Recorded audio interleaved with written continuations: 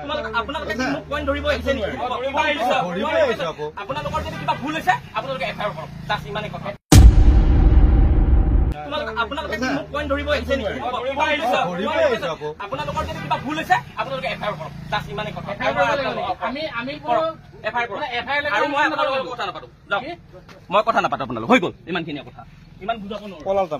যোৱা দুদিন আগতে আমাৰ দলগাঁৱৰ বীৰ লাচিত অসম দলগাঁও আঞ্চলিক সমিতিৰ এটি বিতৰ্কিত বাতৰিক লৈ সমগ্ৰ অসম চৰ্চিত হৈ আছিলে আৰু তাৰ মাজতে আমাৰ জিলা সমিতি হিচাপে আমাৰ দায়িত্ব আছিলে বিষয়টো সন্দৰ্ভত আমি কিছু তদন্ত কৰিবলগীয়া আছিলে। আমাৰ দলগাঁও আঞ্চলিক সমিতিৰ সভাপতি মুখ্য সচিব প্ৰমুখ্যে সমন্বিতে গোটেইখিনি বিষয় বিভাগৰ লগত আমি জিলা সমিতিৰ কেইগৰাকীমান প্ৰতিনিধিয়ে গৈ বিষয়টো সন্দৰ্ভত কথা পাতিছোঁ আৰু যিগৰাকী ৰিকি দাস নামৰ সংবাদকৰ্মী তেখেতে যি ধৰণে এটা অভিযোগ ভুৱা অভিযোগ দাখিল কৰিলে বা ৰাইজৰ মাজলৈ নিলে, আমাক জনমানসত বীৰ লাচিত অসমক হেয় প্ৰতিপন্ন কৰিবলৈ যি ধৰণে উঠি পৰি লাগিলে তাৰ কাৰণে আমি দুখ প্ৰকাশ কৰিছোঁ। আচলতে আমি আঞ্চলিক সমিতিৰ বিষয় বিভাগসকলৰ পৰা আমি জানিব পাৰিছোঁ, আমি যিসমূহ ভিডিঅ' ফুটেজ আছে, যিসমূহ তাত তথ্য প্ৰমাণ আছে, তাৰ ভিত্তিত আমি জানিব পাৰিছোঁ যে আমাৰ ল'ৰাখিনিৰ আচলতে তেনেকুৱা ধৰণৰ দুখ নাই আৰু যি ধৰণে তেখেতে সংবাদ মাধ্যমৰ আগত বাতৰি প্ৰকাশ কৰিছে যে তেখেতে কৈছে যে দলগাঁৱৰ আঞ্চলিকৰ ল'ৰাখিনিয়ে তেখেতক মাৰধৰ কৰিবলৈ উদ্যত হৈছিলে আৰু খেদি গৈছিলে, তেখেতক এটেম্পটো মাৰ্ডাৰৰ দৰে এটা ক্ৰাইম কৰিব বিচাৰিছিলে আৰু ক্ষেত্ৰত আমি ল'ৰাখিনিক সোধপোছ কৰাৰ অন্তত আমি গম পালোঁ যে তেনেকুৱা ধৰণৰ একো নাই আৰু তাৰ কাৰণে তেনেকুৱা ধৰণৰ তথ্য প্ৰমাণো কিন্তু তাৰ হাতত নাই আৰু গোটেই সমগ্ৰ ভিডিঅ' যিটো ফুটেজ এই ভিডিঅ'টো কিন্তু আমাৰ ল'ৰাখিনিৰ হাতত আছে। কথাখিনি আৰম্ভণিৰ পৰা শেষলৈকে গোটেইখিনি ভিডিঅ' কিন্তু আমাৰ ল'ৰাৰ হাতত আছে আৰু গোটেই তথ্য প্ৰমাণ আছে। লাগিলে সময়ত কিন্তু প্ৰয়োজন বোধে আমি উলিয়াই দিম। য'ত নেকি পঢ়াৰ কৰা শব্দ এটা আহিছে, য'ত নেকি অসভ্য গালি গালাচত তেনেকুৱা শব্দ আহিছে, সাংবাদিকৰ ওপৰত তেনেকুৱা পঢ়াৰ কৰা অভিযোগ আহিছে। আচলতে আপোনালোকৰ ভিডিঅ' ফুটেজ আৰম্ভণিৰ পৰা শেষলৈ আছে নেকি? আচলতে যেতিয়াই আমাৰ ল'ৰাখিনি গৈছিলে তেখেতক লগ কৰিবলৈ প্ৰায় আৰম্ভণিৰ পৰা কি লৈ লগ কৰিছিলে? আচলতে উদ্দেশ্যটো আছিলে যিটো আমাৰ দলগাঁৱৰ উচ্ছেদ কাৰ্য আছিলে, অবৈধ যিসমূহ বিপণী আছিলে ফুটপাথত, এই বিপণীসমূহ উচ্ছেদ কাৰ্যত আমাৰ বীৰ লাচিত অসমৰ এটা অৰিহণা আছিলে আৰু বীৰ লাচিত অসমে বহুদিনৰ পৰা নিৰবিচ্ছিন্নভাৱে প্ৰতিবাদী কাৰ্যসূচীৰ লগতে আপোনাৰ স্মাৰক প্ৰদান কৰিছিলে। আমাৰ এডিচি ৰাজচক্ৰৰ বিষয়লৈকে স্মাৰক পত্ৰ প্ৰদান কৰি আমাৰ দাবী আছিলে যে এই পদসমূহ খালী হ'ব লাগে আৰু খালী হোৱাৰ অন্তত আমাৰ বীৰ লাচিত অসম দলগাঁও আঞ্চলিক সমিতিৰ এটা ফেচবুক পেজ আছে। এই পেজটোত আমাৰ সদস্যসকলক, আমাৰ সৈনিকসকলক আমাৰ দলগাঁও আঞ্চলিকৰ প্ৰেচিডেণ্ট ছেক্ৰেটাৰীয়ে এটি শুভেচ্ছামূলক বাৰ্তা প্ৰেৰণ কৰিছিলে আৰু এই বাৰ্তাটো যিগৰাকী ব্যক্তি ৰিকি দাস নামৰ ব্যক্তিগৰাকীয়ে স্ক্ৰীনশ্বট লৈ পেলাই সেই বাৰ্তাটো বিভিন্ন হোৱাটছএপ মাধ্যমত, বিভিন্ন ছ'চিয়েল মিডিয়া মাধ্যমত প্ৰচাৰ কৰি আমাক মানে আমাৰ যে তাত কোনো অৰিহণা নাই এই কথাটো প্ৰতিপন্ন কৰাব যিটো বিচাৰিছে। এই কথা প্ৰসংগতে আমি তাক লগ কৰিবলৈ বিচাৰিছিলে আমাৰ ল'ৰাসকলে আৰু লগ কৰিব যাওঁতেই যোৱাৰ পৰা প্ৰায় ভিডিঅ' আছিলে, আৰম্ভণিৰ পৰা নহ'লেও গোটেই সমগ্ৰ ঘটনাটোৰ এটা যিটো কথা বতৰা এইটোৰ কিন্তু ভিডিঅ' প্ৰমাণ হিচাপে আমাৰ তাত এতিয়াও আছে। ইতিমধ্যে উভয় পক্ষৰ পৰা আচলতে এজাহাৰ দাখিল কৰা হৈছে, আপোনালোকৰ সভাপতিৰ ফালৰ পৰা এটা তদন্ত তেনেকুৱা কমিটি গঠন কৰা হৈছে। হয়, তো আপোনালোকৰ আঞ্চলিক বংগবাৰৰ কথা কি ক'ব? আচলতে আপোনালোকৰ এনেকুৱা আপোনালোকৰ একো দুখ নাই নেকি বৰ্তমান? নাই, এইটো কথাটো এনেকুৱা ধৰণৰ, যদি আমি সংগঠন এটা কৰি আছোঁ আমাৰো নিৰ্দিষ্ট বিধি বিধান আছে, আমাৰো এখন সংবিধান আছে আৰু ল'ৰাখিনিক আমি সংবিধানৰ ক্ষেত্ৰত আমি সদায় তেওঁলোকক সজাগ কৰি ৰাখিছোঁ। আমাৰ বিধি বিধান মানি তেওঁলোকে চলি আছে। আমাৰ চকুত কিন্তু তেওঁলোকৰ তাত আমি তদন্তৰ আওতাত বা তদন্তৰ শেষত আমি দেখা পাইছোঁ যে তেখেতলোকৰ গাত কোনো ধৰণৰ মানে দুখ নাই।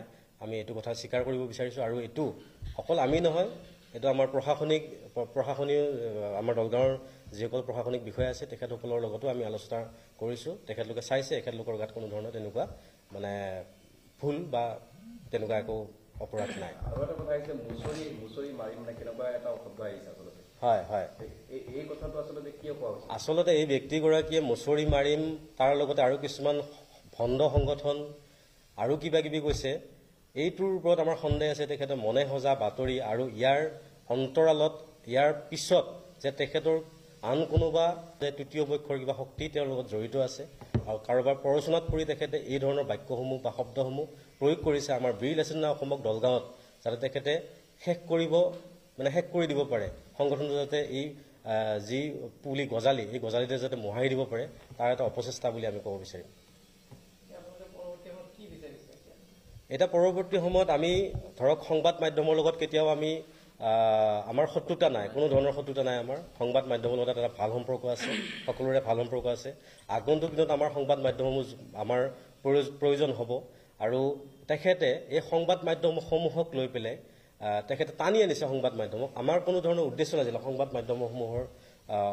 মাধ্যমসমূহৰ লগত এনেকুৱা বিতৰ্কলৈ যোৱাৰ, কিন্তু তেখেতে টানি আনিছে সংবাদ মাধ্যমক। কিন্তু নিৰ্দিষ্ট ব্যক্তি বিশেষেহে আমাৰ এটা সংঘাত বা তেখেতে যিটো কৰিছিলে সেইটোৰ ওপৰতহে আমাৰ কথা আছিলে। কিন্তু সংবাদ মাধ্যম কাৰোৰ লগত মই স্পষ্ট কৰি দিব বিচাৰিছোঁ এইখিনিতে, আমাৰ সকলো সংবাদ মাধ্যম তথা সংবাদ কৰ্মীসকলক মই এটা কথা স্পষ্ট কৰি দিম পুনৰবাৰ যে আমাৰ বীৰ লাচিত সেনা অসমৰ দৰং জিলা সমিতিয়ে হওক বা আন আঞ্চলিক সমিতিয়ে হওক, আমাৰ এই অঞ্চলটোৰ যিসমূহ সংবাদ কৰ্মী আছে তেখেতলোকৰ লগত আমাৰ কোনো ধৰণৰ সংঘাত নাই আৰু সংঘৰ্ষ নাই। আমাৰ বুজাবুজি সদায় থাকিব আৰু আগামী দিনতো আমি বুজাবুজিৰে চলি যাম।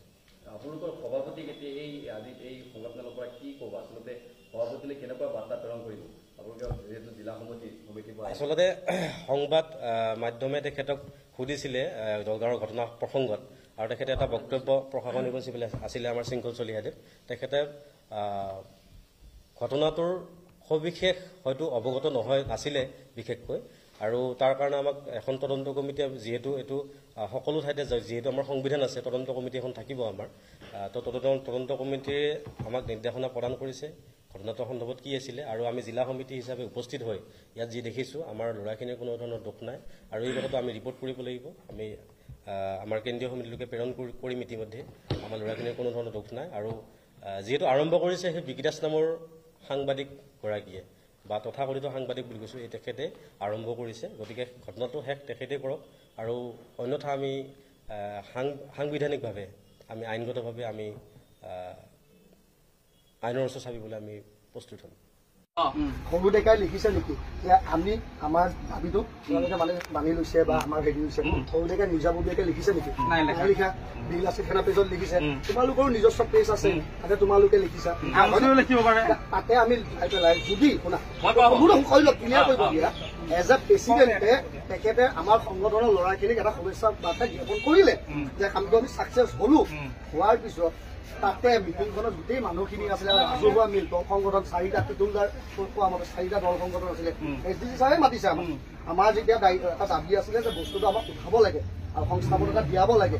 এইখিনি কথা আমাৰ ৰাইজৰ লগত খালি মিলামিলি হৈছে, যাৰ কাৰণে আমি আনন্দিত হৈছো। হোৱাৰ পিছত তুমি নিজাববীয়াকে কাছকুটা গ্ৰুপটোত তুমি আমাৰ পেজটো উলিয়াইছা, পেজটো উলিয়াই তুমি স্ক্ৰীনশ্বট এটা লৈছা, স্ক্ৰীনশ্বট কথাত কৈ ল'ব দিবা, তাৰপিছত ক'বা দেই।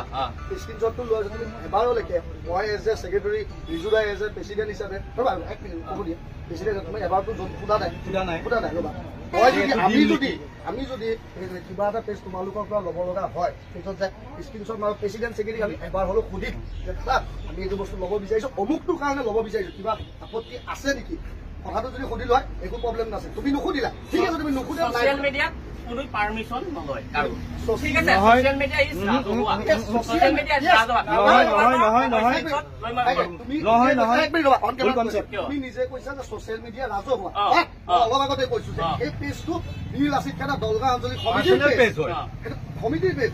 এটা কমিটি আমাৰ 71 কমিটি আছে, 71 কমিটিৰ পৰা পাৰমিশ্যন এজনৰ পৰা হ'লেও ল'ব লগা তোমাৰ দায়িত্ব এটা আছিলে। কিহৰ কাৰণে? এইটো পাৰ্চনেল পেজ। মই ছ'চিয়েল মিডিয়াত ল'ব পাৰো, ছ'চিয়েল মিডিয়াটোহে ৰাজহুৱা বস্তু, ল'ব পাৰো। পেজবিলাক নিজৰ বস্তু। ল'ব পাৰো, এজ এ ৰিপৰ্টাৰ হিচাপে ল'ব পাৰো, এজ এ ৰিপৰ্টাৰ হিচাপে ল'ব পাৰো, এজ এ ৰিপৰ্টাৰ হিচাপে ল'ব পাৰো। তুমি এজ এ ৰিপৰ্টাৰ হিচাপে তুমি ল'লা যেতিয়া লোৱাৰ পিছত ঘাসকুটা গ্ৰুপটোত মিনিমাম তাতে বহুতখিনি গণ্যমান্য বুদ্ধিজীৱী আছে, তাতে তুমি আৰু ফাইলটো কি আনিলা যে আমি তাতে মানে নাম ল'বলৈহে গ'লো। তোমালোকক মই সেইটো আমাক সেও কৰ্তব্য কৰিব বিচাৰিলে। হেৰিটো আচলতে নিজে কৈছে ৰ ৰিপৰ্টৰ উৎসত থাকিব নোৱাৰি ভাই। আপোনালোকে মোক পইণ্ট ধৰিব আহিছে নেকি? আপোনালোকৰ যদি কিবা ভুল হৈছে আপোনালোকে এফআইআৰ কৰক, তাত ইমানেই কথা। আৰু মই আপোনালোকৰ কথা নাপাতো।